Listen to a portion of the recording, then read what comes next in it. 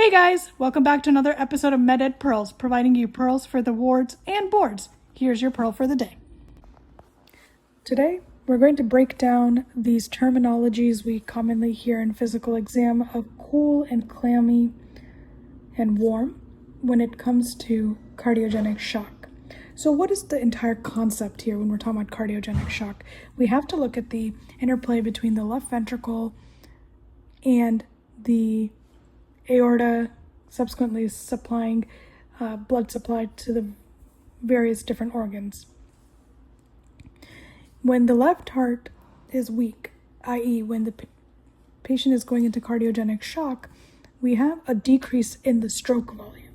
Because there's a decrease in the stroke volume, there's a decrease in that forward flow from the left heart into the aorta. Now, in the aorta, we have a counter pressure that is imposing upon the left ventricle. That is the systemic vascular resistance. Here I have noted it as SVR. Now, SVR itself can either be high or low. So what is the idea of the SVR? So anytime we have any volume, it has to really depend on volume that has pressure to it. That is the volume that counts.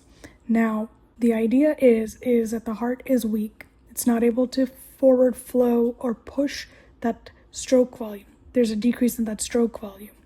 So that volume is now going to be opposed by a counter pressure from the SVR, because the SVR itself is nothing more than also the afterload against the left ventricle. Now, majority of cases of cardiogenic shock, you may have a case where the SVR is going to be high.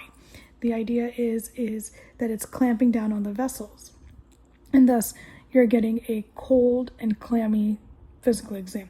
Cold to touch, and they're clammy. Now, there are cases of vasodilatory cardiogenic shock. This is when there's inflammation or vasodilatation effects going on, and thus here the SVR is going to be low, meaning that the vessels are going to be dilated. Thus, you have a warm to touch physical exam. And so that's when you're looking at cardiogenic shock, if you see the terms cool, clammy, or warm, that's kind of what they're trying to hint at. If it's cool and clammy, we're thinking here that the SVR is elevated. These are more of our classic cardiogenic shock cases.